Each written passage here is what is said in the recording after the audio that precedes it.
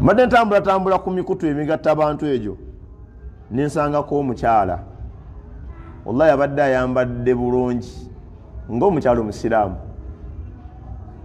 era nga bw'omuwuliriza nga teweetegese olowooza nti ayogera nga bw'ayambadde naye nga bw'omwekkaanya obulungi ayambadde ng'omusiraamu naye ng'ayogerera ddala ng'atali musiraamu. Subhanallah, nsaba Allah njukize ebigambo byayogedde nga bw'abyogedde nemikubikyamya. Agambye oba yagamba oba agambye nze mpulidde leero agambye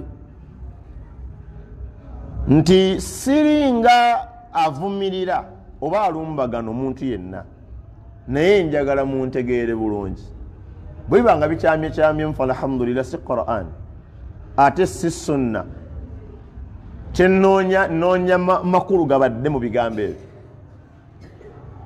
N'agamba naye baseeka ababuulira abaami baffe mukyuseemu muyina embuuliro embi etuviiriddeko n'okwonoona amaka gaffe. N'agamba nti siwakanya nti Allah yasse etteeka mu Qur'an erigamba okuwasa abakyala babiri basatu bana oba omukyala omu si kyenvumirira era etteeka eryo nkakasa nti lyakka ku mbaka Nabi Muhammad sallallahu alayhi wasallam. Naye kyenjagala abo wali mu mutegeere nti etteeka we lyakkira ensi kati ekoze eki ekyusi. Allahu akbar walillahi alhamdu. Bw'owuliriza ebigambo bye nga teweetegese ogamba masha Allah, naye bw'obiwuliriza nga w'obi analyzinga owulirira ddala shaitaani ennene etudde mu ntegera y'omukyala. Ate nga bangi mu bakyala hatta n'abaami ku mateeka ga Allah agatali gamu bagakubako ekifuba balabe engeri y'okugakyusaamu, kino tekikyasoboka, kino tekikyakola, that is bakiyita mu luzungu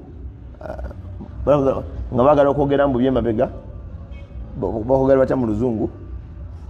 Buli nnaku gwobeera okedde ku ssomero otula mabega bene gye bakwogeramu dotikomu ate oba ozze mu maaso waliwo kyebakozesa otegeeza emabega analogo, that is analog. Allahu akbar.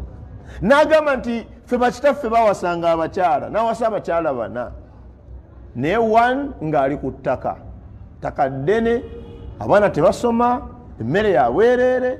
Kati muleese enjigiriza ey'ebiseera biri mugirese mu biseera nga ennyumba za kupangisa, emmere yakugula, abaana amasomero, baseeka mukyuseemu mugenda kutta amaka g'abantu.